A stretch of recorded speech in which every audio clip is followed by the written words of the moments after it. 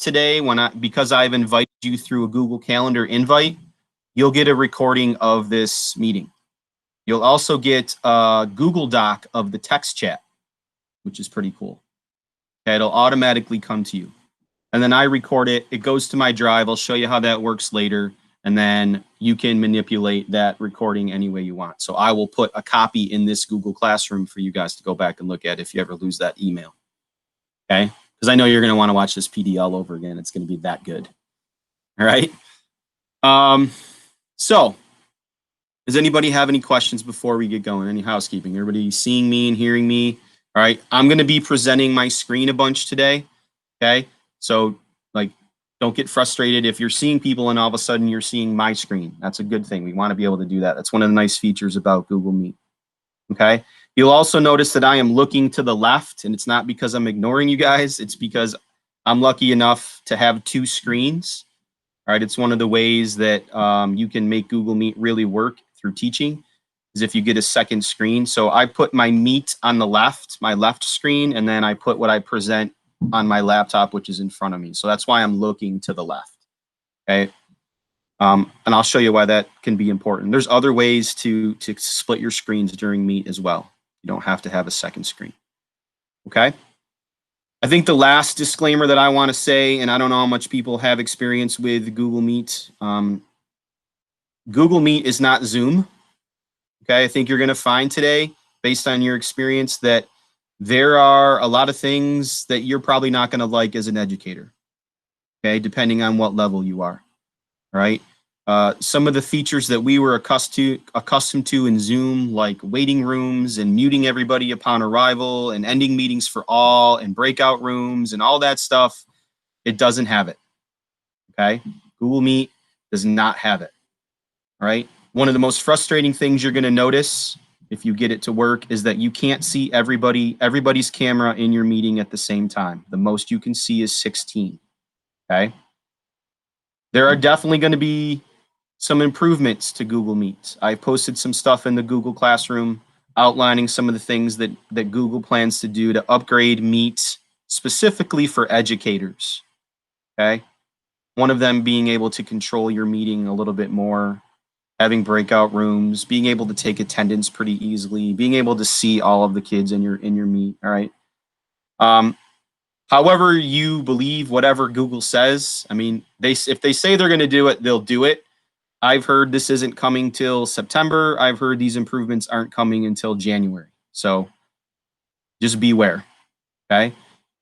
As far as Zoom goes, I know that the district was asked to pony up 40 to 60 grand for Zoom, for the Zoom we were using. So from every conversation I have with Brian and Joe and Greg and anybody else who's up on the third floor, you better get used to Zoom and all of its limitations right now, okay? Especially if we go hybrid or virtual in any way, shape, or form, okay? Aaron says, will the tech department let us use Google extension for Meet where you can see all? No. Okay, Aaron, it's there. I'm going to talk about it later. The grid view extension is there. They pushed it out to us, and it's terrible. It doesn't work. Okay? So the one extension that we do have for Google Meet isn't great.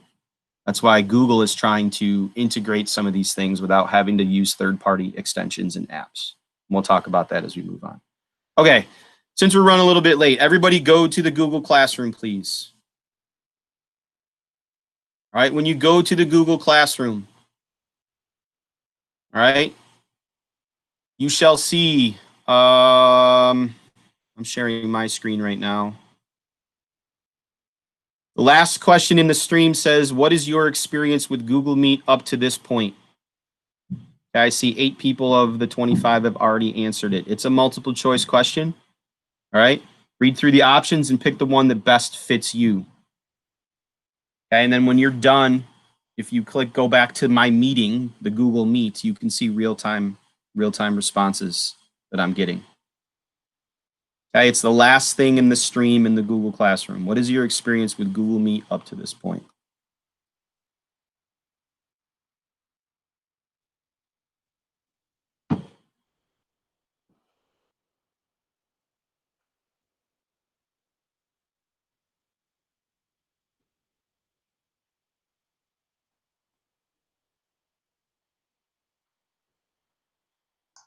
Eric, I'm just going to look at your screen. This is Diane again, because I'm not seeing what you're seeing.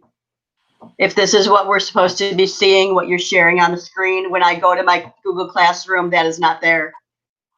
Okay, it's not at the bottom of the stream, or it's not in the classwork section anywhere? What is your experience with Google Meet up to this point? When I go to Google Classroom, what do I click on? Classroom? You should be in my Right now I'm on stream. Yeah, so if you go to the stream and you scroll all the way to the bottom of the stream, there should be a thing that says, what is your experience? If you click on that, okay, the question and you can answer it. Okay.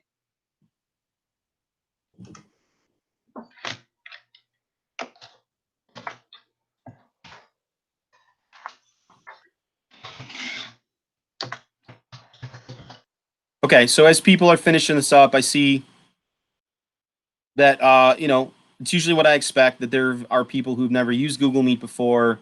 There's on the other end of the spectrum, there's one person who's hosted and been in other people's meetings. But for the most part, you've either been in a meeting as a participant or you've hosted, okay, but not a lot of people have recorded. All right, and I will tell you that I found that recording lessons with just myself in a Google Meet, recording my screen, whether it be a PowerPoint or whatever, has the number one way for me to record lessons and send them out to kids. Okay, you could have done it through Zoom. There's a bunch of different ways you can do it, but since we have Meet, it's free and it's a Google product. I think you're going to find that if you're going to do some recording of lessons to send to kids, that Meet's going to be the way to do it. Okay. All right, good. So I know a bunch of you are going to walk out of here today going, okay, there's some things that I can do here that I couldn't do when I came, and hopefully I have a little better grasp of what's going on. Okay.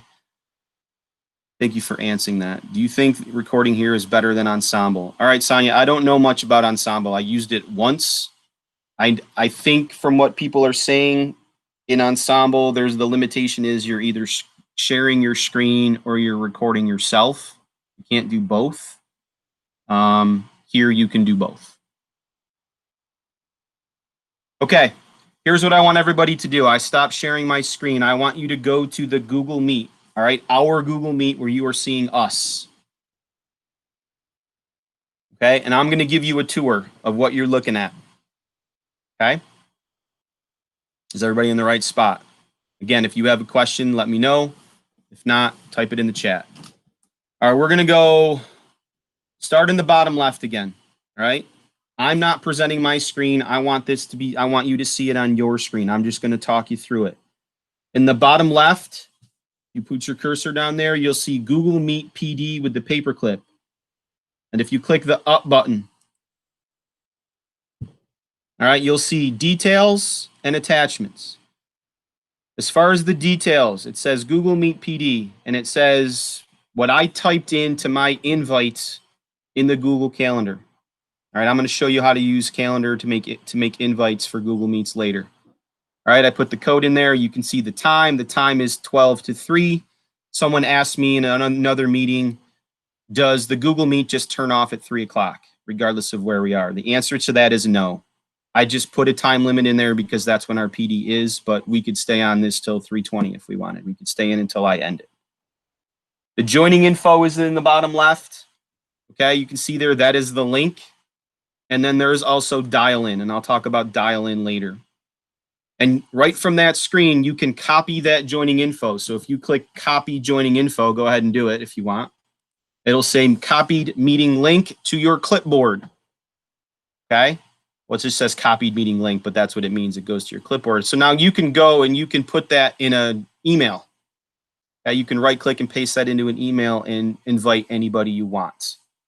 You could put that in your Google Classroom. All right. You could put it anywhere you wanted. It's a hot link. All right. You could post that anywhere. Anytime you are in the meeting, this information is always in the bottom left corner. Always. No matter what you're doing in your meeting. All right. If you go back up there next to details, I clicked on it. If you click on attachments, I had to add that attachment in the Google Calendar invite. You can't just add an attachment in a Meet. And again, I will show you how to do that later. All right. So I wanted you to have the agenda ahead of time. So I attached it in the Google Calendar invite. So now when you come to this Meet, that is always there. You can click on that Google Doc, and as long as I've turned on sharing for Webster CSD clients or the public, you have access to that. Okay. Scrolling to keep going on the bottom. So next to the Google Meet PD information is the microphone. Most of you have already found that. That's pretty easy to understand. Turn it on, turn it off. When it's red, you're muted. Okay. Most of you know how to mute. All right. The red leave call button. Let's explain what this is. Okay. If you click that, you are going to leave the call, but you will not leave Google Meet. That's not like Xing out of the program.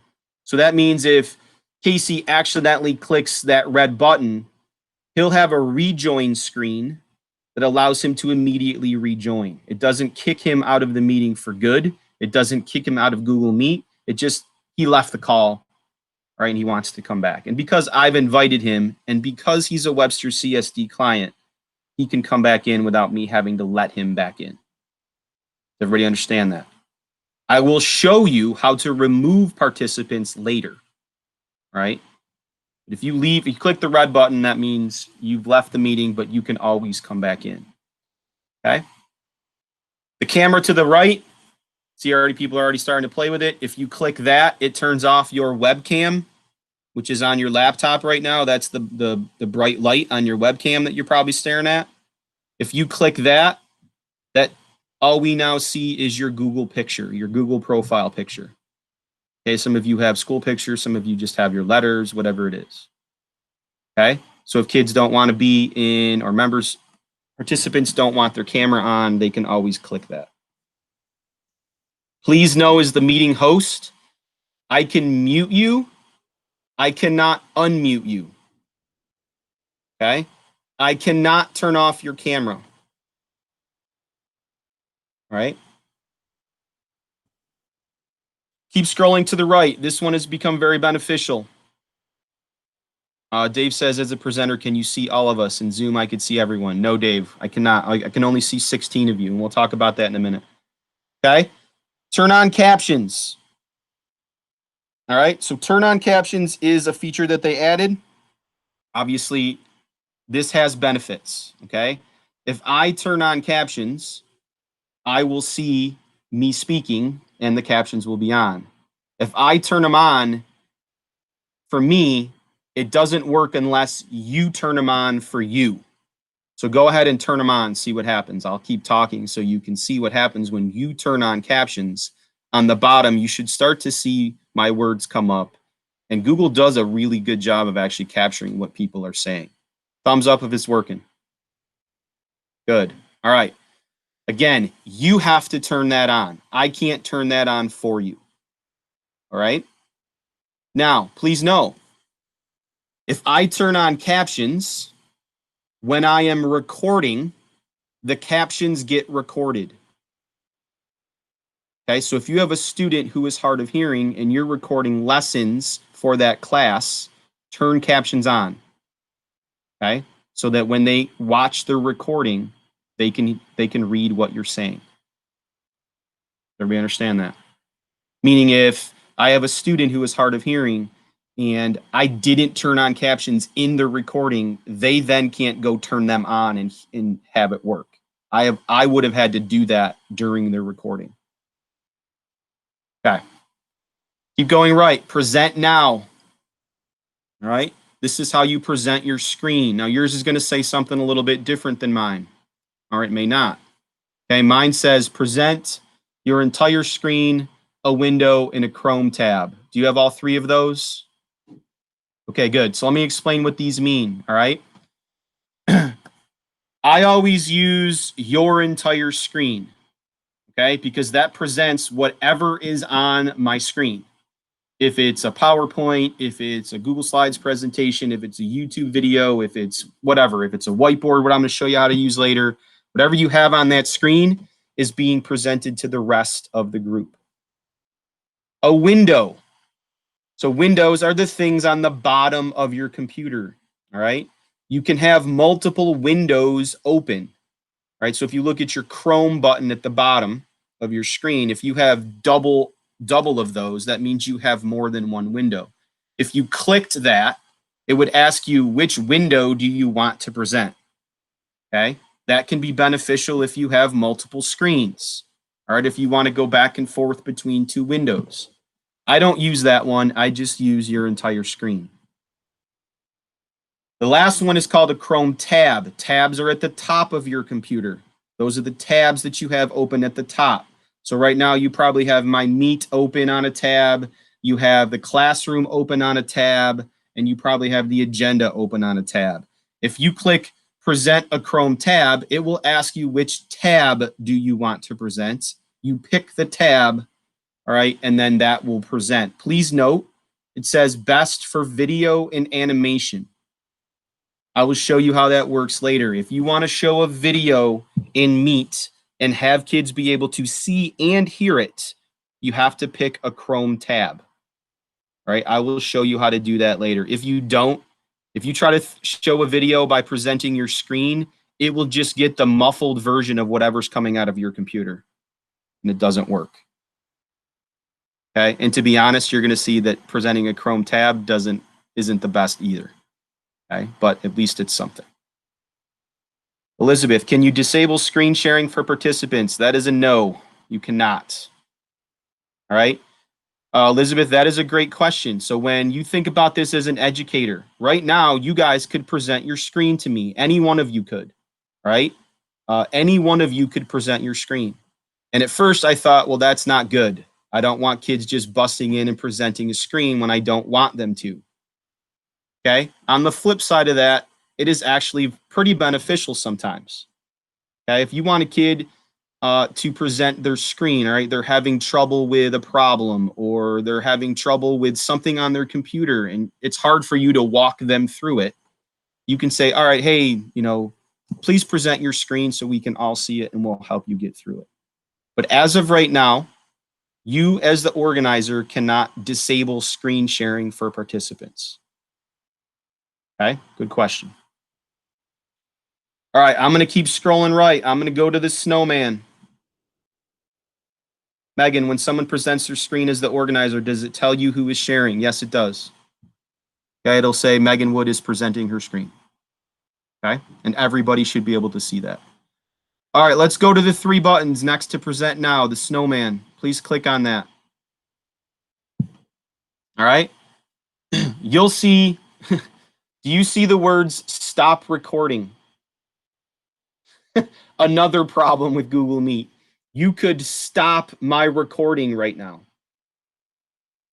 Okay, I'm recording obviously, and if you wanted to stop recording, don't do it, please. Dave, don't do it, Dave. If you stopped my recording, you could then begin recording. I don't know why Google hasn't changed that. I don't know why that's not the second thing they haven't changed besides adding more people in the grid, but that's there. All right. When you go to record your screen, all right, for a lesson or whatever, that's the place you go. You go to the snowman right there in the bottom right corner and you would press record. And it'll say, you're sure you want to record? Make sure all the participants are good, that they accept it. You click accept, and then it'll start recording. For me to end the recording, I have to go back down to those three buttons and I have to click stop recording. And then it'll say, I'll show you this later, but it'll say, are you sure you want to stop recording? If you hit yes, it'll say, okay, they will save a copy to your Google Drive, which is nice. It goes right to Google Drive. You don't have to download it to get it anywhere. Okay. Casey's already played with this. Go to the change layout button. Okay, click on it, please. All right, you will see auto, sidebar, spotlight, and tiled. Okay, auto is what Google picks for you. All right, if you haven't already played with this, it's probably going to be tiled. I don't know. I don't remember what it was when I first started playing with this. Go ahead, take 30 seconds and play with those. Okay, don't click anything else in the Meet. If sidebar is working, you should see it. If spotlight works, it should spotlight the person who is speaking. And tiled, you should get 16 people. And we'll talk about tiled in a minute.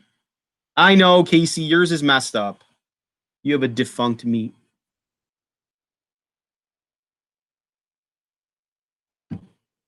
Eric. Yes. So there's some stuff up top. Some things like if I go up next to the people where it says 28, there's like, if I toggle over the thing to the left of that, it looks like a grid and it's got a slash through it. It says only show participants with video, highlight speakers. It even has view advanced settings. Are we getting to that? Maybe my problem's in there. I'm coming there next. Yes. I figured. Tiled isn't working for Dave either. All right. We'll see if we can fix it in a minute, Dave. Okay. So now pick the layout that you want. All right. As far as tiled, let's do this now while we're here. Okay. Someone asked me which 16 people get put in your grid. All right. So right now we have 28 people in our meeting and I can only see 16 of you. For those of you who have tiled working, you're probably seeing 16 people. The answer to that is, I don't know. I don't know how Google decides which 16 get put in there. Here's what you can do. So let's play with it. And again, for some of you, this is going to work beautifully. And maybe a couple of you, this is not. I don't know why. Okay. If you go up to where Casey was talking about at the top of your screen where it says show everyone. Make sure you, first of all, make sure your layout is tiled. And then click on that 28. The number of that people with 28. Okay? If you pick someone who is already not in your grid, but you want them in your grid, you can pin them. Okay? So right now, I don't see Kelly in my grid, right, with her beaker. All right, I'm going to pin her, and then I'm going to unpin her.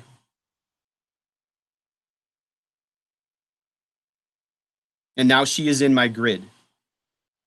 Okay, so find someone on the right who is not in your 16 grid, pin them, their face will come up, and then unpin them, and they should now be in your grid.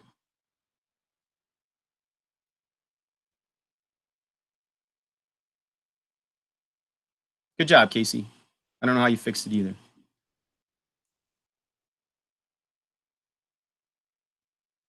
Okay? Is that working for people? If it is, give me a thumbs up. So think about that. Let's say you have a class of 28 and you know you have 10 jackwagons in your class, okay?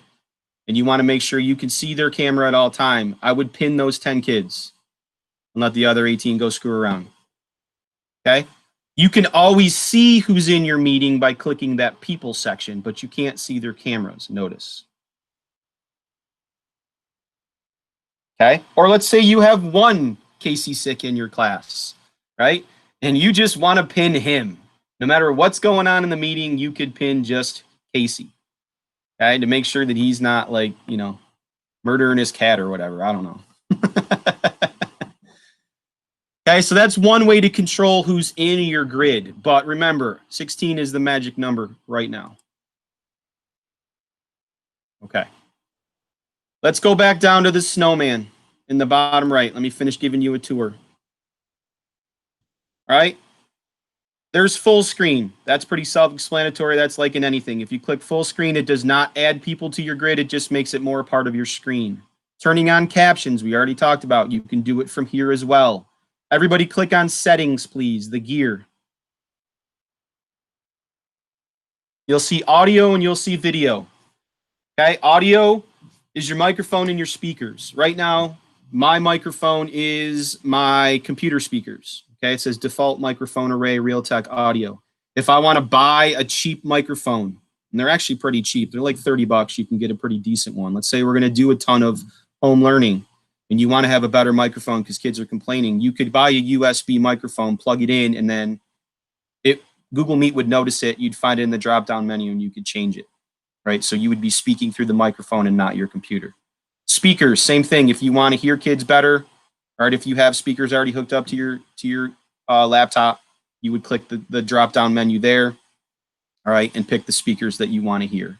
All right, so think about it. Microphone is me speaking, speakers is what I'm hearing.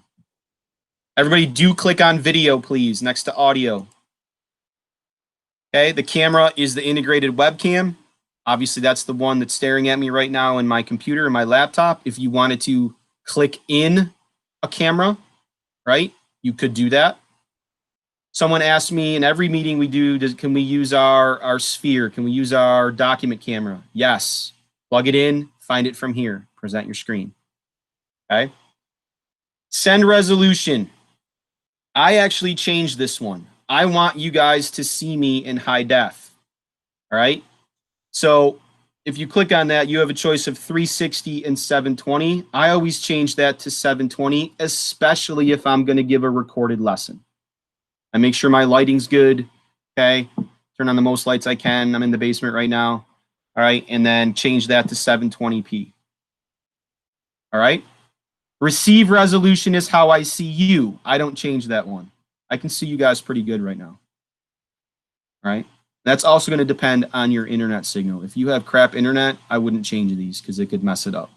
If you have decent internet, all right, we're in school or whatever, you can probably play with these. Okay, those are settings. Those are the only settings you have, audio and video. Do settings stay for future meetings? No, they do not, Amy. You have to set them every time. Okay, 360 is the default, yes. All right, use phone for audio. I'm back down in the bottom right. I'm back down in the snowman. Okay, we're underneath settings. We're now use a phone for audio. If you click on that, I never thought that this was useful until it was. I had to use it, right? So the first Google Meet that I participated in this summer was a PD that I was not running, and for some reason my computer microphone was not functioning. It was not working, and I didn't have time because it was only a short PD to fix my computer.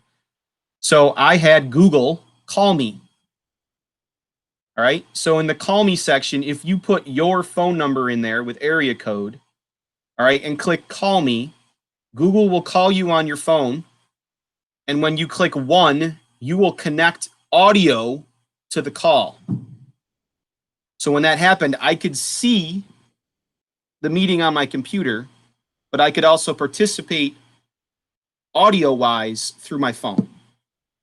Okay? It doesn't connect you video on your phone, just audio. All right? So you can tell kids that if you ever have a problem with your microphone, don't let that be the reason that you're not participating in the meeting, okay? Obviously, you can use chat, but if I want to hear your voice and your audio's not working, you could do this. Now, if you don't want kids to give them your number, click dial in up at the top. Instead of call me, it's dial in, okay? You give them that phone number and that PIN, and then they can dial in audio. And if you notice, that is also in the joining information, okay, in the bottom left. All right, anytime Google Meet gives you joining information, they give you the dial in just in case audio. It's also beneficial, think about like if you're driving, right, and you don't want to have an actual video meet up, but you want to participate audio, you can just do this. Okay, and by the way, so I don't forget, Google Meet has an app. It's awesome. All right, I know some apps that try to mimic what's on a computer aren't great. The Google Meet app on your phone is phenomenal. It does everything that you can do on here. Present, record, you can do it all. Okay, and since your phone has a better camera, right, sometimes having a phone is actually better. Okay. We good? All right, and the other 3 things in the snowman down there, report a problem, report abuse, and help, I've never used. I don't know what they're for. Okay. Good? All right, let's go to the top of your meet as I keep giving you this tour. All right, if you don't have the chat open right now, all right, you'll see scroll of people saying who's in it and 10 more or whatever it is. All right, don't worry about that. I would never play with that. Then as Casey found, you're probably seeing a grid with a line through it. Some of you will, some of you won't. That is the extension, okay, that Brian and Joe pushed out to us, okay? It was supposed to make it so that we could see everybody in our meeting. You can play with it. I wouldn't. Because every time I play with it, it messes something up. And when I looked up and did some research on this, it's because apps and extensions are third party, which means they are not put out by Google. So when Google updates its stuff and these third party extensions and apps don't, it gets all funky. Okay? In theory, this should work and you should be able to see everybody in your meeting and their camera. You should be able to highlight speakers. Okay, you should be able to include yourself in the whole grid. Okay, you should be able to do a screen capture of everybody in your meeting for attendance, but it doesn't work for me. Okay, here's one thing you can try. Go to View Advanced Settings. Try it. Click on View Advanced Settings. I found this on accident the other day. Google Meet Grid View Advanced Settings. If you scroll down to Modify Participants' Names, it's the second one from the bottom. Okay? If you notice, how people's names appear in the Google Meet is first name, last name. That is a pain in the butt to take attendance because most rosters in the world are last name, first name. All right? So I think if you click Bravo Charlie Alpha, or Charlie Alpha Bravo, whatever one you want, you'll get their last name first. Okay? And then click out of it. Sometimes it works, sometimes it doesn't. Yep, it worked for me. All right, you might have to enable the grid view extension and then disable it by clicking on the grid and then off of it. Okay, so right now I'm seeing last names first. Casey's isn't working. Some people aren't. That's something you could play with. Okay. All right. Again, it's an extension that is iffy at best. All right, let's keep going. Up at the top, to show everyone, I've already shown you where this was. There's the people with the 28. Click on that, please. Immediately, you get Google Meet PD with an X, people 28. You get chat, and then you get add people. This is the scroll of everybody in your meeting. All right, please note, it is not their camera, it is their Google photo. Okay? Now, if you click on, if you go to someone's name, like Kathy's my first person. All right, I'm going to click the down button and you'll see pin. And then that's it for you guys, right? I see pin, the mute button, and then the minus button. You guys can't remove people because I organized the meeting. I can because I invited you through calendar, so I can remove you. If I click remove from meeting, if I removed Kathy right now, okay, she would be removed from the meeting and then she could come back in. That's one way to get rid of kids. It's not a way to keep them out. Okay. Kathy is muted. I can't unmute her. All right. But if Kathy unmuted, I could mute her. Kathy, say something.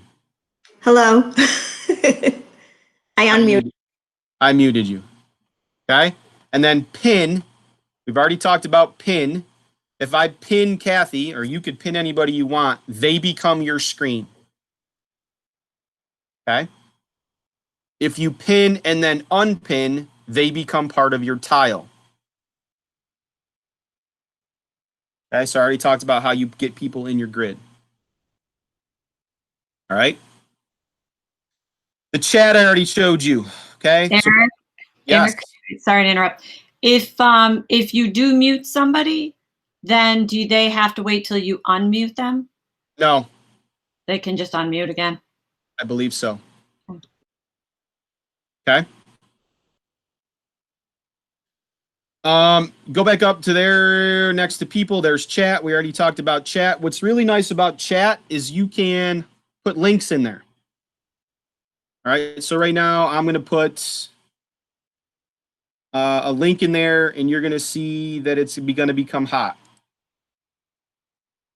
All right. As long as my computer is working. All right. So let's say you're working on something with kids and you want them to go to something, right? You put a link in there. And the minute Google realizes it's hot, all right, go over to the chat. I just posted a link to our agenda. It's pretty nice. You can put websites in there. You can do a whole bunch of cool stuff. All right, you don't have to hyperlink it. It already does it for you. Okay? Can chats be turned off? Megan, they cannot. All right? And then there's the time, and then there's you in the top right corner. Whoever's speaking, I think it's whoever's speaking is in the top right corner. Can you rename yourself? I do not think so. Right? Because it's a Google product and it's through the Webster School District, you are your name. You cannot rename yourself like you could in Zoom. Does anybody have any questions other than what I've just shown you? Okay, so I've given you a tour. You know what you're looking at on your screen. I'll look at the real quick. So Eric, Yes. I figured out when I highlight the grid up top, it can have a slash through it or not. And that will, so I got my grid and I got everybody to change by Alpha last name. Yep. My question is in the chat. You know, when I see the chat, I can almost take it. I could take attendance by that if it was Alpha by last name. Can you change the chat to Alpha by last name? You wouldn't change the chat, but if you did it correctly, your people should be Alpha last name on the right. If you're, Yeah, they're not. yeah, Not again, by first name, or by first name they are, but not by last name. right. You would have to play with it. I've gotten it so that it's last name first on my grid and it's last name first on the right. So I can just literally go down and take attendance. You have last name first on your chat. For some people I do, and for some people I don't. I don't know why it's I don't know why it's not working. Notice that Sharon Goodman is in my meeting twice. Didn't notice that before. Okay. Eric, quick question. Yep. Jeff? Did you say when you record that the chat also gets copied with that? Did you say something like that?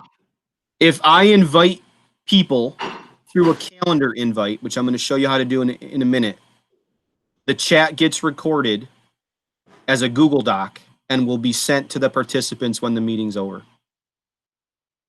Okay?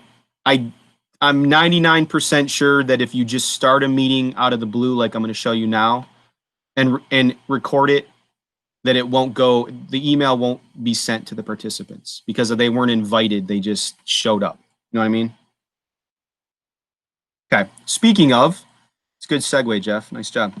All right. I'm going to show you guys how to start a meeting. All right. There are 4 different ways to start a meeting. Some are better than the others, and I'm going to go quick. All right. I'm going to present my screen. And again, if you miss anything, this is all hyperlinked in the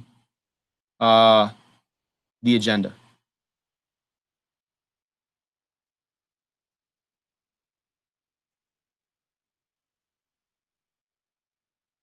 Okay. If you just want to start a meeting, all right? Let's say it's your PLC or whatever. It's only a couple kids. It's not a huge class. You can do this any way you want, but like, let's just say you want a quick meeting. You want to screw around with an invite. You don't want to go through any of the classroom or anything. You just want to go start a meeting, all right? I go up to the waffle in the top right corner. That's where I access all my Google stuff. I scroll down until I find Meet. I click on Meet. And then this screen shows up. And you'll see join or start a meeting with a plus, and then any meets that you have either have organized or agreed to go to. Okay, so the one we're in right now is right here. I wouldn't click on this one. All I have to do is click on join or start a meeting. And then this screen comes up. And this is important. All right. This screen is optional, but this is the nickname screen. Okay. If you nickname a meeting, all people need to join this meet is the nickname. They don't need a link or a code or a dial-in. So let me repeat that. If I call this meeting right here, right, I call it burrito, right? That's my meet nickname, right? So now I can tell my students, all right? I can put it in the Google Classroom, right? Join Google Meets using, Dave, you're not seeing my screen. Is everybody else seeing my screen? Okay, Dave, make sure you're in my meeting. Okay? If I nickname this burrito and I send that nickname out to people, whether it's through Google Classroom, an email, Seesaw, whatever you want to do, right? Okay, all they need to do is go to Google Meet, like I just did, and type in burrito in the screen, and they're in the meeting. Okay, for you LED people, think about how easy that is. Okay, I know Brian told me that you guys have Google Meet on your iPads and you're concerned about kids being able to get into a Meet, right? This is actually way easier than Zoom. It's literally, they click on Google Meet icon on the iPad, they type in burrito or whatever, your class name, and they go right to that meeting. Okay? If you don't nickname your meeting, that is okay. It's optional. All right? Now, what I'm reading today is, if you nickname your meeting, I just learned this 5 minutes before the thing started, so I want you to try it in our hour today. If you nickname your meeting and then end it, kids can't rejoin the meeting. Okay, because that's another thing you're going to find out that's problematic with Google Meet, right? Links are hot always. Google Meets don't go away. So I've been doing a lot of research into how do you prevent kids from rejoining a Meet, and they said if you nickname it, then they can't rejoin it after you've left. Okay. Again, I haven't vetted that, so that might be something you want to try in your playtime today. I will also try it. All right, so join or start a meeting. I'm not going to nickname it. All right, we'll skip it. If you skip nicknaming it, you go to the join screen. Okay? I'm going to mute this so it doesn't get fuzzy. All right, first thing you're going to notice is that I can be in two separate meetings at the same time. All right, that's one nice thing about Google Meet. You could be in 5 meetings. It'd be a little confusing, but you could be in more than one meeting at the same time. All right, so this is the join screen. There's the meeting information. Everybody asks me, what is this button right here? What is this present button? Why is it right here? If you click this right now, the moment people join your meeting, you would already be presenting your screen. Okay? I don't ever play with that. I'd rather join it now. And immediately when you click join now as the maker of this meeting, this information shows up. Okay, now, again, you can copy this joining info and put it in an email. Or there's a better way to do it. If I click add people right here, right from the first screen I see, I can already start inviting people. Okay? I can invite Brian Zimmer. I can invite anybody. I can invite Casey Sick. Okay? Since it's a Google client or a Webster client, all right, all I have to do is click on his name. Okay, I can send an email. He will get an email. Casey will get an email saying I've started a meeting, all right, and I'd like him to join it. Okay, Casey, would you be willing to do this so people see it works? I'm going to send you an email to your school account. Okay, and in a minute, Casey should join this meeting. All right? While Casey is doing that, All right. Another way to invite people in a meeting that is already going on. If you come up to the Show Everyone button and click on it, you'll notice that you can add people right here as well. If you click Add People. All right. Let's say I want to invite Kathy this time. Okay. I type in her name, I click on her address, and I send her an email. The meeting is going on. Forgot that I did invite her, or she texts me or emails me and says I can invite her right from there. Okay. They would get emails. All right, and then they can join right from their email. If he's in. Kathy. Kathy, I'm going to remove you so you guys can see that. Thank you. So you don't have to join. That's okay. Oh, I was ready to join. That's okay. All right. So those are two ways to add people to a meeting. All right. Once you've made it. Now, please notice that you can set up a meeting ahead of time. Right? I could have made this meeting for today. Let me rephrase that. I can make this meeting today and then have it be for whenever we want to use it. Right? I could set this meeting up ahead of time, copy the joining info, put that info in an email or in the Google Classroom, wherever I share my information, and say, on Friday at 2:00, everybody click on this link. There'll be the meeting. You'll notice that Meet does not have breakout rooms. So if you want to make breakout rooms or groups for kids, you have to set up separate meets ahead of time, copy the links, these links right here, and put them where you want them to be. So if I want, Fred, Johnny, and Rich to be in one group, I will send them that Google Meet link. That's their group. They group together. That's their breakout room. Okay? That makes sense? You can make these ahead of time.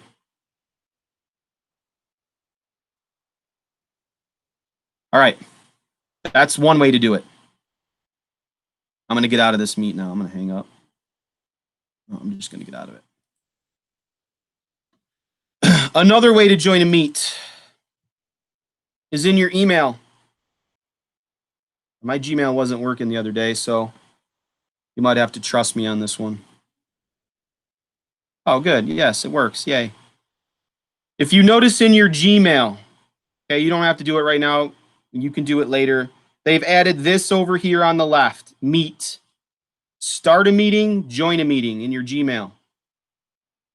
Okay, if I click Start a Meeting, right from my Gmail, it takes me right to the Google Meet Start a Meeting screen. Okay, ready to join. I join now. I can invite whoever I want.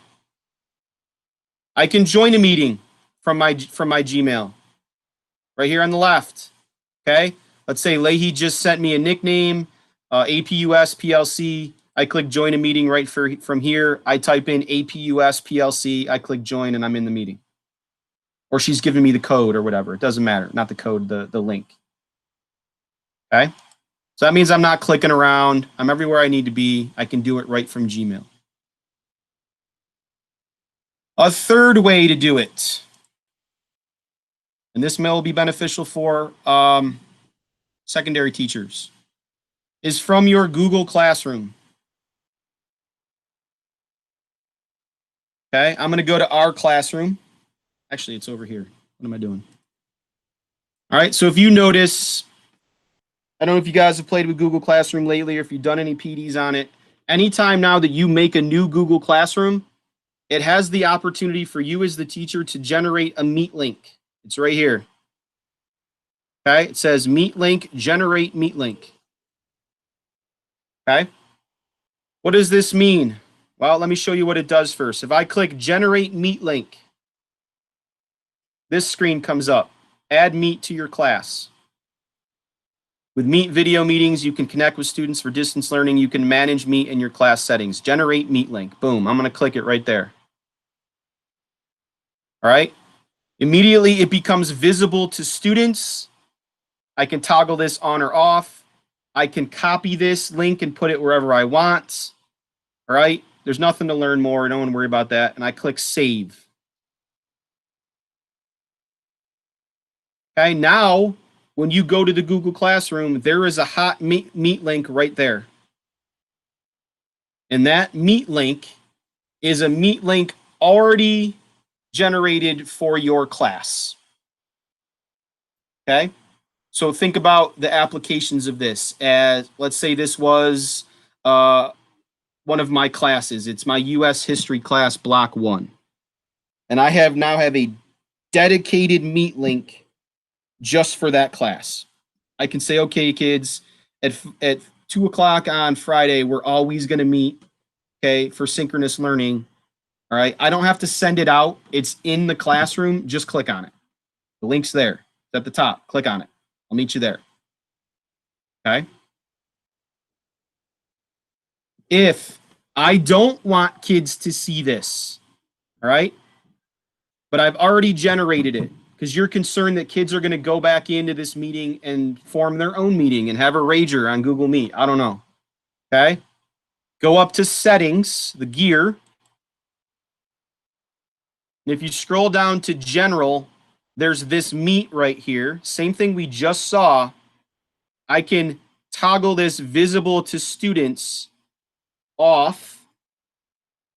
Then I can hit save. All right, now I'm going to have to refresh for you guys. But now when I refresh, okay, I can see it because I'm the teacher, but kids wouldn't be able to see it. There would be no meet link there for them to go in and play around with. Right? If you're concerned that kids are going to keep doing that, you can always generate a new meet link in the settings. Right? Every time you could just change the meet link so that kids didn't screw around in your meet when they're done. Google knows that this is problematic, especially because it's on your Google Classroom.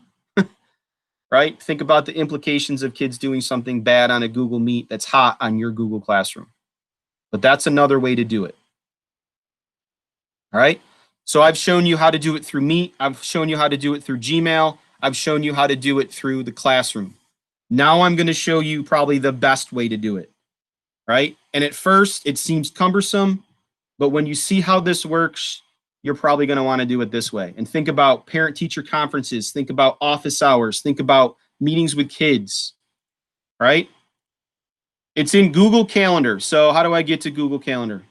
All right, Google Calendar is also up here in the apps, in the app switcher, in the waffle, whatever you want to call it. Okay, you click on Google Calendar and it takes you right to your Google Calendar. I want you guys to know, as Webster employees and a Google client, you all have a calendar. I know some teachers don't know they have it. I know definitely kids don't know they have it, right? I will say that this has become probably the most, next to the classroom, the most used tool for me this summer and will be as we move forward. All right. And part of it is because I can schedule meetings, multiple meetings right in my calendar. And because it's Google, everything is linked.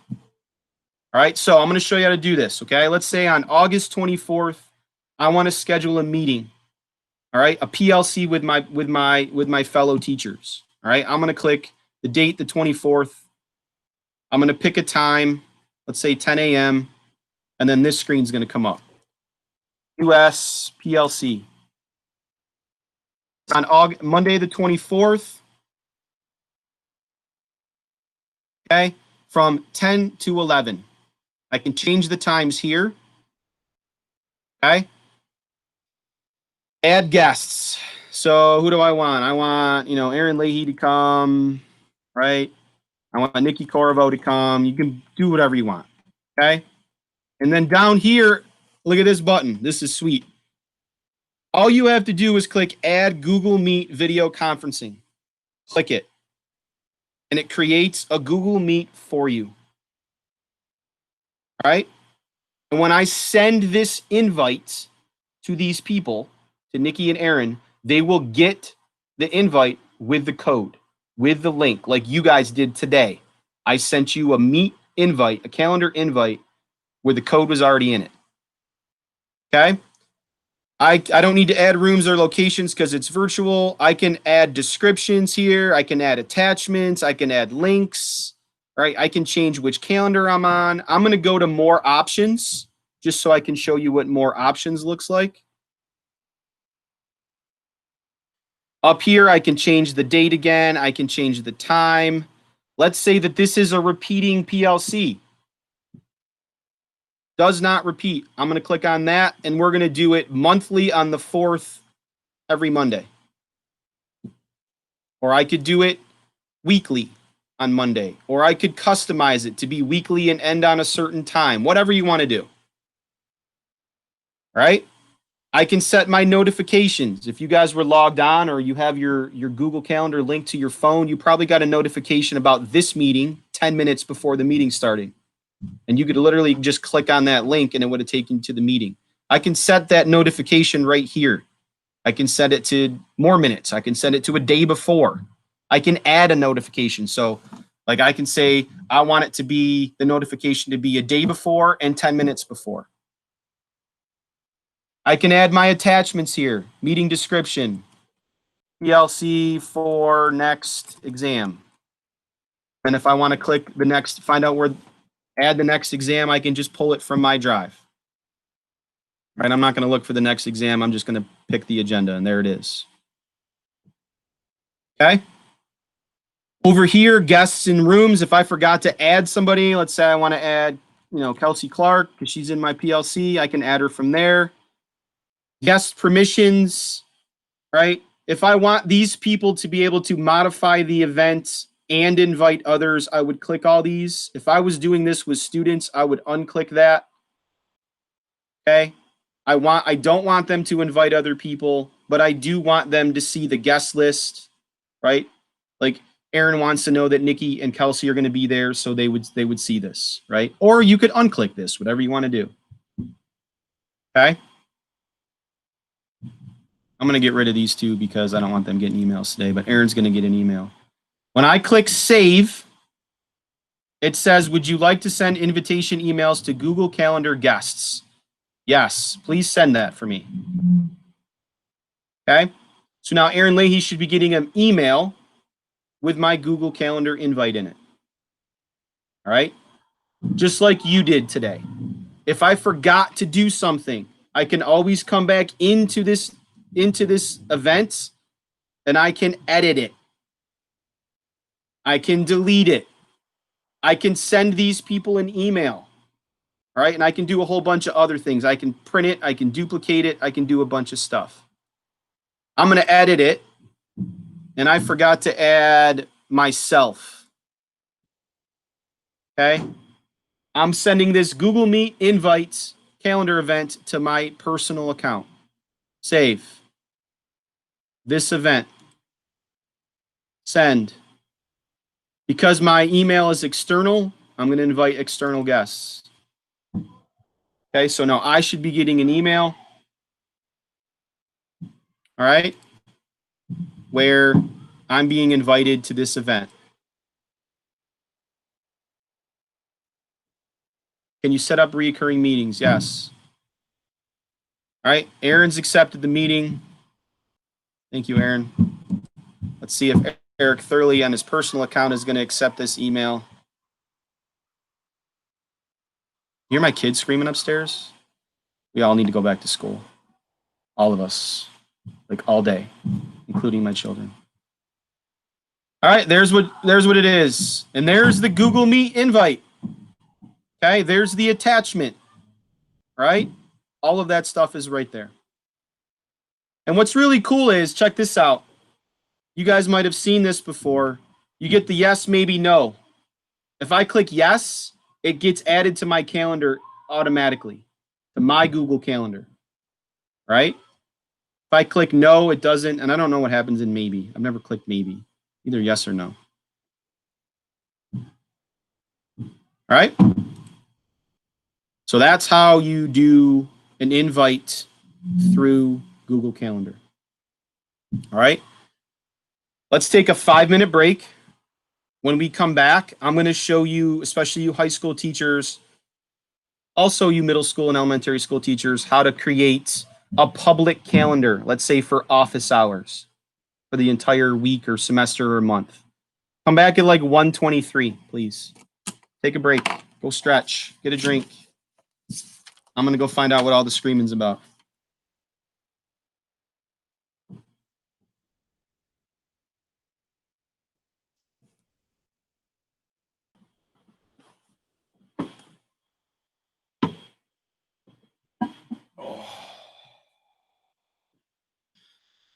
Crazy town in my house. We had a craft emergency. Trying to make bracelets and the beads fell and they're everywhere now.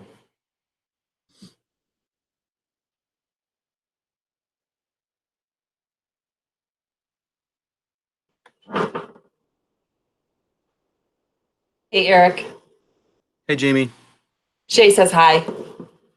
Hi, Shay. He was in the other room. He goes, is that Coach Thurley?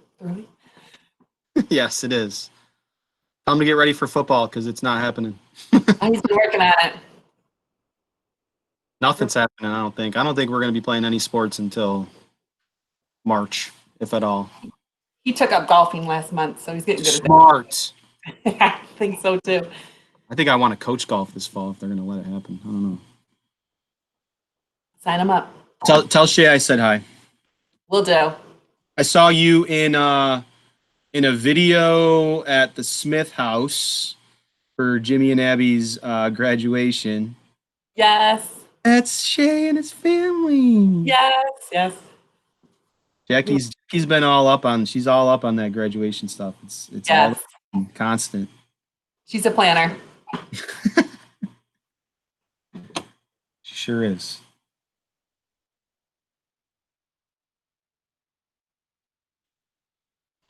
Eric, I teach second grade and they don't use Google Classroom. They're going to be using more of the Seesaw and stuff. But Right. with Zoom, we were able to just schedule our links that they could have that stayed the same. You had said you can repeat a link, but how would you suggest the best way to put that out then? Because it would be live all the time. You're saying it's not like the waiting room where the kids couldn't get in it. What should we do if we get to that point where we have to do Google Meet and they're not going through the classroom? They're going through either giving them an email link or something like that. I don't know. Michelle, and any elementary school teacher can correct me here. What I would do is I would nickname the meeting, and I Okay. would have that be the nickname. So So whatever. they'd have to go in. You'd have to change it each time then? No, Oh, that meeting's always good. That's But- one benefit of having the meeting always be good. Is the nickname like you only can have, like you can't have repeat names, obviously, so you'd have to come up with a unique nickname that like isn't taken already? I didn't even think about that. It's a good point. I don't know. Yeah, probably. When you said, because repeat what you said about when the kids leave, because like if from the elementary level, that would make probably more sense. But so it's like if you leave the nicknamed meeting, the kids, once they leave, they can't get back in until you're in? Is that what you said? I think that's how it works. Yes. Okay. So, Eric, if they could stay in the meeting after you left, regardless. Right? Okay. So I took it before that when you left a nickname meeting, the meeting was done. But if they stayed after you left, it's still a live meeting. So you would make sure that every kid is gone before you left. And if they're not leaving, you remove them. Gotcha. And then make sure you're the last one to leave. Okay. And then to answer your question, and again, feel free to play with this during the hour because it's hard for me to do it with myself. Nickname a meeting with the people in your groups that I've set up today and see if you can get back into that nickname meeting afterwards. In theory, what you should be able to do is, Michelle, if you're the teacher and you nickname a meeting, whatever you nickname it, okay? Whatever, Google, okay, is the nickname, okay? And then you host that meeting and then all the kids leave, right? You should be able to go back into that meeting and let kids come back in at a different time. But what they're telling me is that kids can't then go back in on their own into that meeting unless you're there, because you're the one who nicknamed it. Again, I could be wrong, and you may have to set up a nickname every single time, and that would be a giant pain in the butt and something that Google needs to fix. Okay. All right, looks like everybody's back. Okay. I want to do one more thing in Calendar, and I want to show you how to present, and then show you where recorded meetings go, and then I'll put you in your groups and we should be good to go. Does anybody have any questions before we get started? Okay. Let me present my screen again. This is for people who want to create a calendar of multiple events with multiple meets and make that calendar public, or at least share it with people all at once. Okay. So I know that in the secondary, we were encouraged to have office hours. All right. Office hours for our students. Okay. And I found that, as a parent, I would want to know when those office hours are. Okay. So there's a couple different things you could do. All right. So I'm in my calendar. I'm going to go to September because I don't have a lot of events there. And I'm going to start on September 14th. Okay. That's when I want my office hours to start. And in theory, what I'm going to do here is I'm going to create a calendar of just my office hours. So let's think about this. If I go over to the left here and you all have this, these are my calendars. Please note, every time you make a Google class in Google Classroom, it gives you a new calendar. And you can click on those or off those. So when you assign things in Google Classroom, they show up on this calendar. Please also note, kids, when they sign up for a Google class in Google Classroom, they also get access to this calendar. Okay? But nonetheless, here's what I want to do. I'm going to go down here to Other Calendars. And I'm going to click the plus button. And this doesn't have to be office hours. It could be parent meetings. It could be whatever you want. I'm going to create a new calendar. Okay? Now I'm going to call this AP Gov Office Hours. AP Gov, this is going to be a calendar of just office hours for that class. And I'm going to click Create Calendar. All right, now I come back here. And I see right now that I've created a brand new calendar called AP Gov Office Hours, right here on the left. Okay. Now, what am I going to do? All right, so on the 14th, starting on the 14th, every Monday I want to have office hours at 9 a.m. So I'm going to click on 9 a.m. on September 14th. I'm going to put office hours as my title. AP Gov. Okay, from 9 to 10. I'm not going to add guests, but I am going to add Google Meet video conferencing. Come down here where it says the calendar. I'm going to change the calendar from my personal calendar to AP Gov Office Hours. Notice it turns green. It's the same color as this check mark over here. Okay. I can click on more options, right? I can add attachments. I can do a whole bunch of stuff here. All right, I'll click off the invite others and I click save. Okay. Let's say I want to go and I want to have office hours on Wednesday. And I want these to be at 10 a.m. Office hours. I'm going to add Meet video conferencing. I'm going to change the calendar to AP Gov Office Hours. This time I want it to repeat. So up here in the does not repeat, I want it to be weekly on Wednesday. Every Wednesday, I'm going to have office hours at 10 a.m. Okay, again, I can add attachments if I want or descriptions, hit save. Okay, we'll do one more. Friday, my office hours are at 1. Office hours. I'm going to add video Google Meet. I'm going to change the calendar to AP Gov office hours so it turns green, just like this one over here. Okay? This one won't repeat because I don't want it to mess up my calendar and I'll have to go back and change it. I don't like them to invite other people. I'm going to hit save. Okay. So now I have a calendar of just office hours or just parent meetings or whatever you want it to be. And I want to make this calendar right here, I want to make it public. I want to be able to share it with kids and or parents. So if I come over here to the calendar and I click on the 3 dots next to it, you get display, hide, and settings. I want settings and sharing. Okay?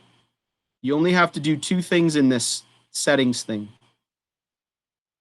Access permissions is big. If I want parents to be able to have access to this calendar, all right, anybody outside of Webster CSD, I would make it available to the public. It'll say, really, do you want to do that? Yes, I really want to do that. Okay? Or if I just want my kids to see it, or administrators or my PLC, I would just keep it available for Webster CSD. I would click this one because I want parents to see it. Okay? I would then scroll down to where it says integrate calendar. And you see here this public URL to this calendar. If you click on it and then right click and copy it, that is the public link to that calendar. I can do anything with that. Okay? I can send it in an email to parents. I can put it on Seesaw. I can put it, I'm going to show you how to put it in the Google Classroom. I use Remind. I can put it in Remind as a way to communicate with kids. Okay? Here's what I would do with it, especially if we're going to do a ton of distance learning and I want kids to be able to go to one-stop spot for them to see where my office hours are. Okay, this is in Google Classroom. I apologize to the Seesaw people, but this is how we do it. This is how I use it. I would go to classwork. I would create material. I would call it office hours or whatever, the fall, the month, the year, whatever. And I would click add, link, and then paste that calendar link right there. Add link. Okay, you can put a description here. I'm not going to waste your time. I would also probably create a topic for people to see on the left. Office hours, so kids can click on it, especially if I have a ton of stuff in my Google Classroom. Now I'll click post. Now I put this in our Google Classroom today, right? It's there. It's also in the stream. Now when kids come here, all right, they click on this, and this is what shows up. Right, it's in July, so I have to go to September. Look at office hours, Monday, Wednesday, Friday. On Wednesday, they repeat. All right, let's say I want to go to Mr. Thurley's Wednesday office hours at 10 o'clock. How do I do that? Well, I click on this. And kids go, more details, please. And then more details takes them to my calendar, which is public. And now they see that on Wednesday, September 16th from 10 to 11, there are office hours and they can join with Google Meet right here. Okay? And as long as I'm in that meeting, which I will be because it's in my calendar, we're having office hours. All right, if they want to go to Friday's office hours instead, there it is, from 1 to 2, join with Google Meet. All right? Please notice these are all different meetings. It's not the same meet code every time. It is the same meet code for every Wednesday because I repeated it. Okay? And again, the nice part about that is I've made this calendar public so I can send this to parents. Right? I know as a parent, kids who I was trying to deal with at home, like I wanted to know when their stuff was and have it all in one spot. All right? So that's a nice way to do it. Okay? Eric, Yep. what'd you find the easiest way to push out to parents? What, this calendar? Yeah, anything like through Google. Do you use the email through campus, or how'd you find the easiest way to have parents have access? So let me be 1,000,000% honest. I didn't do this in the spring. I'm going to. And I didn't use the Infinite Campus email because I saw how many problems people were having with it. But if there's an easy way to mass email parents, it would probably be through Infinite Campus. And just copy that link into that email and say, here is a public calendar of my office hours for this class. Okay. Please make sure your kids are coming to this stuff. So there still really isn't a way to do it through Google Classroom. No. I mean, you can find the parents' emails. No, not through Google Classroom. No, the invite guardians thing doesn't work. It doesn't work very well. Okay. All right, a couple more things I want to show you quick. All right, so when you're presenting, and this is actually pretty cool, I've linked both of these, okay? So right now I'm going to present my entire screen. Let's say you're a math teacher, all right? Or you are a elementary school teacher and you want to have access to a whiteboard while you are presenting. Okay, so I come down to present now. I click my entire screen.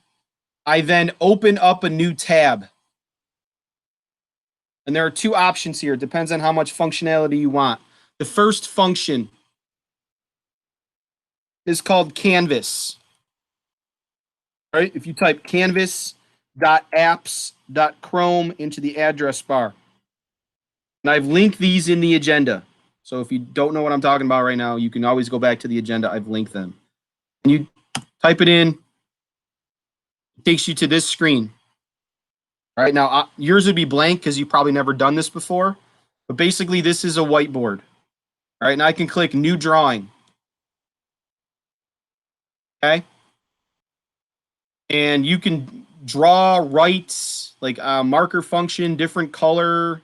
Okay.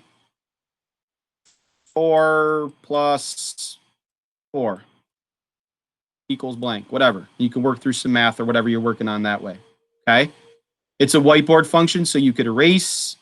All right. You could save the image. Okay. You could add new whiteboards. You can bring in an image from your computer. So like the other day, we drew a mustache on Chuck Schumer.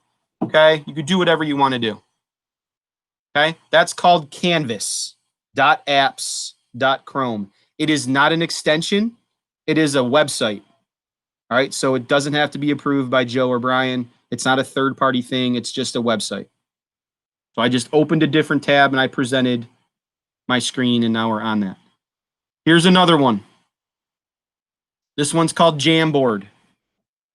Okay, this one is by Google, so it's actually pretty good. Jamboard.google.com. I love this one. Again, open a new tab, type that into the address bar. It's a Google product, so the first time you do this, it'll probably ask you to, link your account and everything. If you haven't done it before, feel free to do it. It's Google. It's trusted. It works. All right. You'll notice that my picture is up here, so you know you're in your Google account. Okay. And you also have the app switcher, so you can go into things. So what's different about this one? I can start a jam down here by clicking the plus button. Okay. Megan Wood, can I pick on you?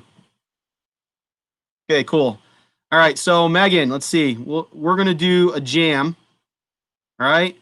We're going to do that same problem. 4 + 4 equals box. Now, what's cool about Jamboard is you can share it with people, just like a Google Doc, and make it interactive. All right, so there's probably 100 of you guys, isn't there?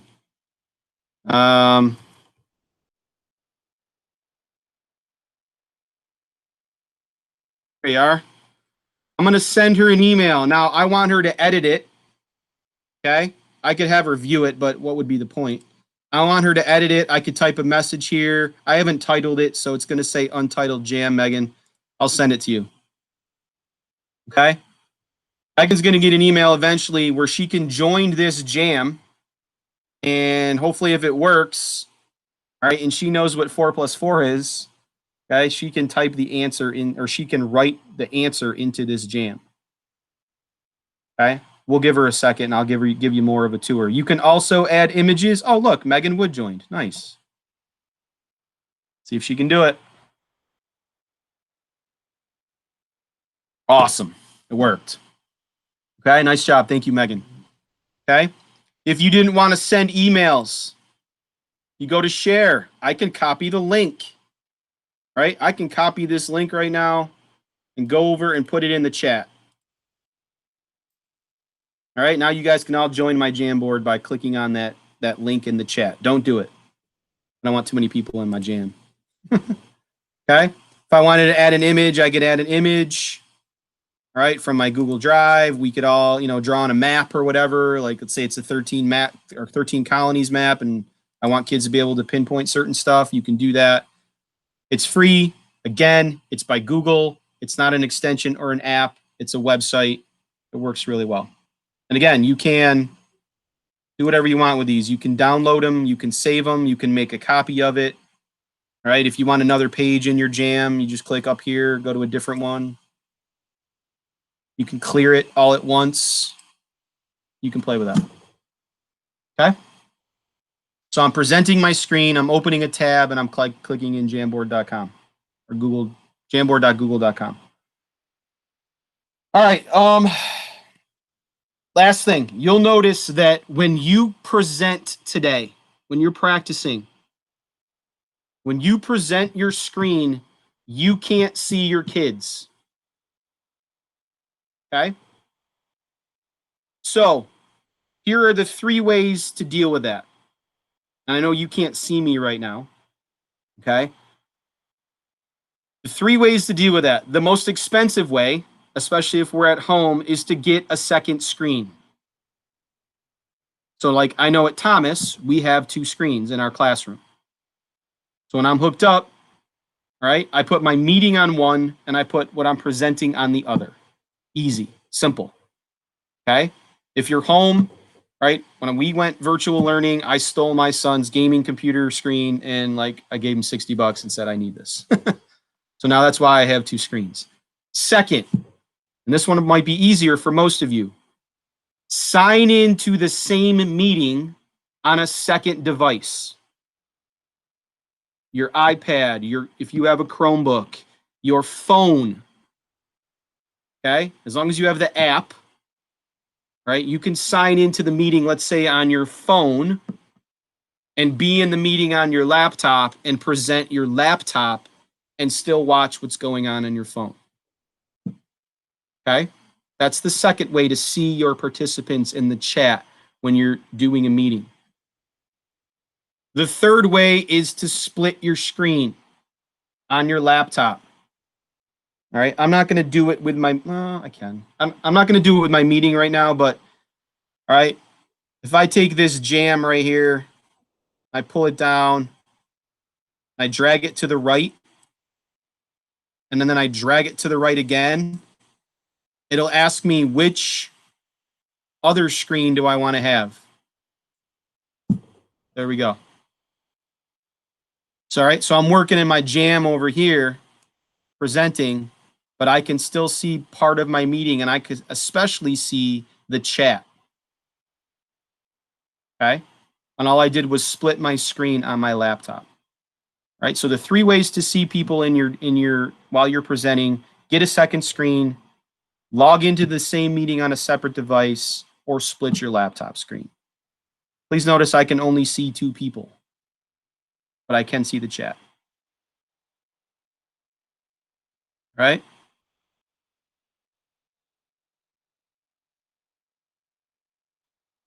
Everybody get that?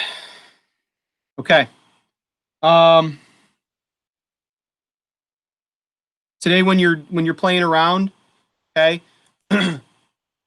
When you end your recordings by going down to the snowman in the bottom right and click stop recording, you'll see that it'll say, do you really want to stop? You say stop, and it'll say it's saving to your Google Drive, okay? I'm not going to do it now because I want to continue recording this, but it will then create a folder in your Google Drive called Meet Recordings. Might want to write that down if you're, I'll actually type it in the chat. Meet Recordings.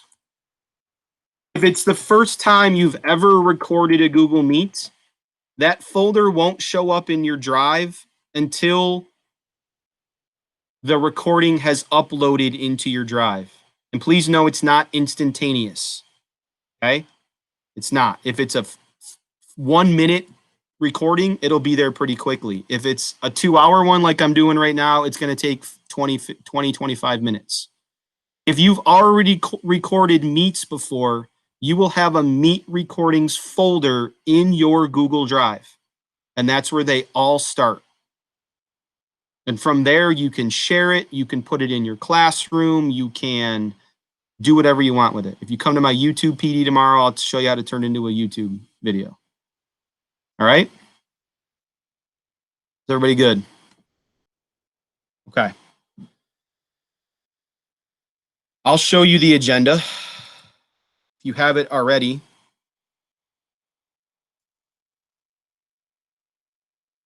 You can pull it up. I don't even know where mine is, so I'll just pull it up here. So what I want you guys to work on now in the next hour, and I know it seems like a lot of time, but it'll give you some time to work with your groups and maybe grab some lunch. We'll come back at 2:45 and wrap this thing up. If you scroll to the second page of the agenda, or if you don't want to, you can just look at my screen or look at the Meet right now because I have it pulled up. I've made groups, okay? I've made 6 groups. All right, and I know some of these people may not be here because they opted out a little bit late. I made these groups last Friday, I think, okay? Hopefully everybody can see the groups. So what do I want you to do in these groups, okay? I want you to do your own meetings, right? I want the first person in each group, so Christine, Ann, Elizabeth, Kathleen, Dave, and Diane, all right? I want you to start a meeting any way you want, and I want you to invite the rest of the people in your group, okay? Probably through typing in their emails or calendar invites or whatever you want to do. But as long as you have their name, they're all Webster clients, you should be able to type in their emails. Okay. And then I've given you a checklist of things you can play with. Change your settings, play around with the layouts, try the captions feature, present your screen, record it. Okay. And then stop the recording. End the meeting. Find your recording in the Google Classroom. And then when you're done playing with your meeting, have the second person in the group. All right. So Megan, Stacy, Aaron, go so on and so forth. You do the same thing. All right. So there's 5 people for the most part in each group. All right. I know these are mixed groups. I did these through Flippity, so you're going to meet some new people, hopefully. Okay. I will stay on my meeting. All right. For those of you who want to stay or you have questions and you want to chat, you can. I would suggest if you're going to stay on my meeting, you mute yourself in my meeting until you want to speak. If not, you don't have to stay in my meeting. You can just come back to this meeting at 2:45. Okay? Does everybody understand what's going on? All right, so if you are not the first person in those groups, you should be getting an invite pretty soon from someone in your group. If you are the first person I would assume let me finish this PD quick. I want to get you guys out of here because it's 2:45. I forgot the one last, can you guys all mute for me, please? The one last thing I didn't show you was, I don't know if you played with this or not, was presenting a video with audio. So if you go to the Present Now button, don't do this, okay?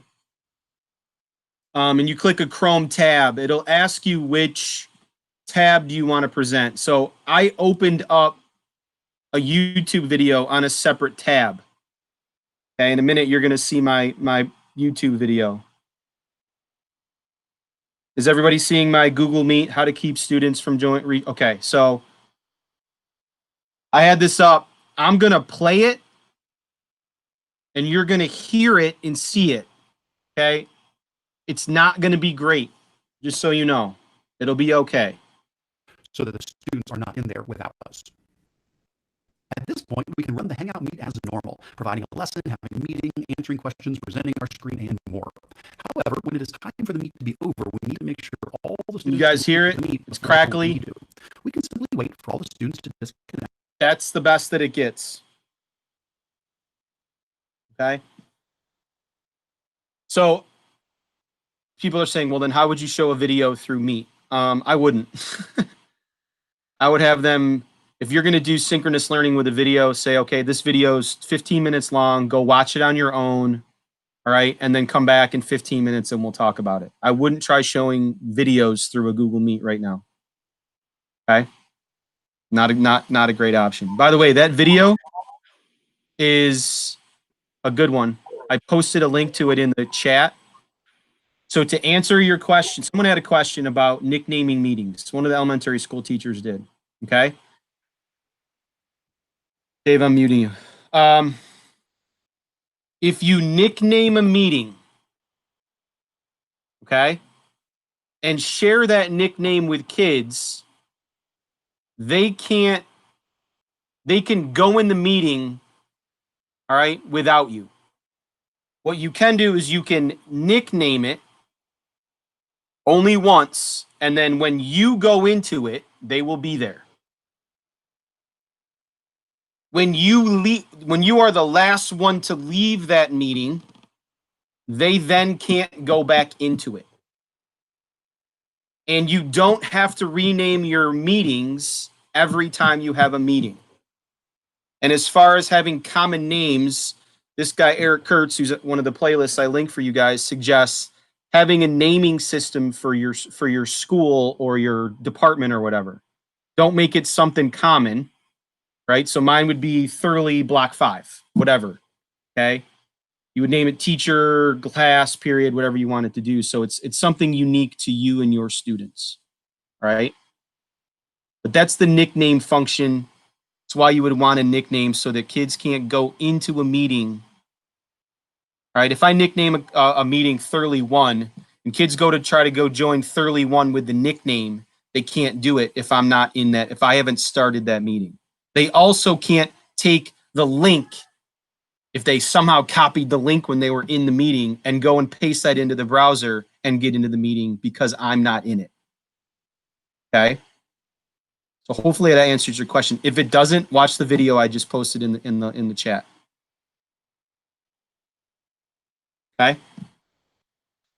All right. Any other issues? Was that video in its own window? No, Dave, that video was in a tab. So you presented your tab, not a window.